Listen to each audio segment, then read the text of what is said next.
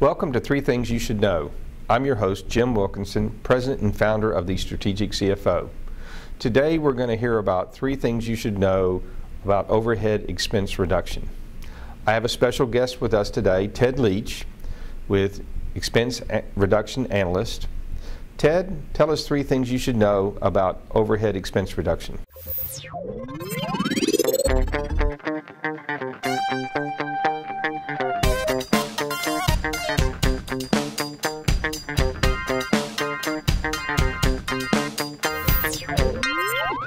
The first thing that you should know about reducing overhead expenses is that the use of GPOs, group purchasing organizations, co-ops, or consortiums don't always lead to the lowest price.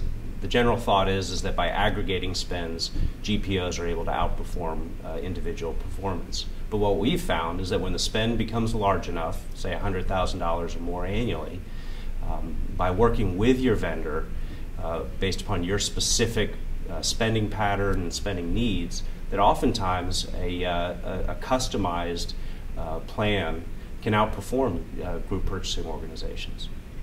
The second thing that you should know about reducing overhead expenses is that expertise in one specific cost category or in the request for proposal process doesn't always translate into reduced expenses across all cost categories. Expertise in purchasing really means understanding the unique data requirements and what drives suppliers' pricing. With the knowledge of these two facts, you can really affect lower costs across multiple categories.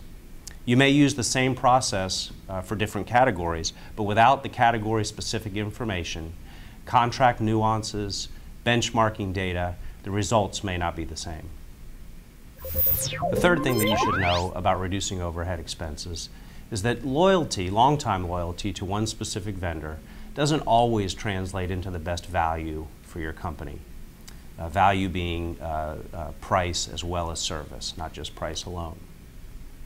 Quite often, long-time loyalty leads to complacency, both on the company's behalf as well as the vendor's behalf. Things change within our vendors' industries, and what should have been a price decrease may be a flat pricing or even a modest price increase. And then, to make matters worse, is compounding of increases year after year really adds up. So the most important thing to do is to sit down and ask what you can do to work with your vendor to help reduce those expenses. And those are three things you should know about overhead expense reduction. I'd like to thank our guest Ted Leach for joining us today, and I'm Jim Wilkinson. Thanks for watching.